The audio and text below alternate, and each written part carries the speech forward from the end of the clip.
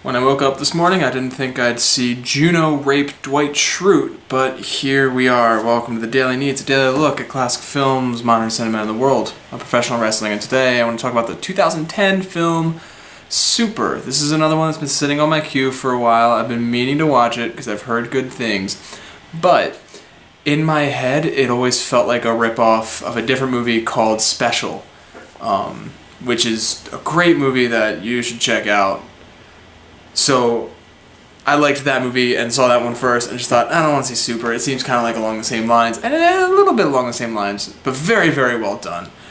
Directed by James Gunn, before we did Guardians of the Galaxy, starring Rainn Wilson, Ellen Page, Liv Tyler, a couple cameos from Nathan Fillion. Just like a really good like indie cast, indie feel of a movie, and a fun time. And it's nice to see where James Gunn started. 'Cause I think he also did Slither a few years before, which is also way better than I expected it to be. And he did this movie, and then he moved on to like the Marvel universe and stuff. But it's cool to see what he can do with original characters and no limitations. He was able to just have fun with it, and you could tell with some of the violence when Frank first dresses up as the Crimson Bolt and he's just running around wrecking people's days with a pipe wrench. I was in stitches. I was laughing so hard. I thought it was hilarious. And you can't get away with that if you can't have Ant-Man running around cracking people with a pipe wrench. You can't have, Star-Lord dropping cinder blocks on people's heads from a balcony, although maybe they might. I don't know. Guardians can get weird. But I thought it was great how much fun he was able to have. It felt almost like what Deadpool did this year, but this movie was 6 years ago. It just wasn't Deadpool. I did feel, as I alluded to earlier, a little uncomfortable with the rape scene that I wasn't expecting at all. Didn't see that coming. He didn't see that coming either. And I don't know how I feel about how it was handled. I think it was handled well. It wasn't treated like a punchline as much, but it felt like bored. I felt uneasy watching it, and not in a like, oh, this is making me uneasy way, but in a, can he do this? Should he treat this scenario in this way, kind of way? I don't know. I'm feeling like Tumblr-y right now. That's fine. But what really impressed me with this movie was the end. And it's something I've brought up in the past. I'm not a huge fan of doing the happy ending when it doesn't necessarily make sense. Like last weekend I watched The Burbs and he got away with it and it was fine. And while yes, it does seem that Frank gets away with, assaulting people with a pipe wrench for a couple of days, I like that in the news he is this violent criminal.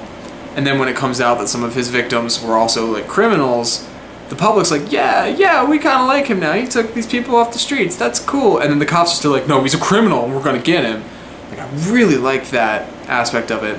And then in the end, like, he goes and he saves his wife, and he doesn't, she's not a trophy for him in the end. There are so many movies that end with the guy, like, winning the woman back, and then credits roll. But no, this one goes a little bit further, and she stays with him for a few months and then leaves. And I thought that was really an interesting way to end the movie. And he's talking about how, like, he's saving these lives, but not only that, like, her new husband, his ex-wife's new husband, they have 4 kids together. And he has those 4 lives that he is responsible for now. Not, monetarily or emotionally responsible, but they wouldn't exist if it wasn't for what he's done. And he may not be making the world a much better place, but those kids might.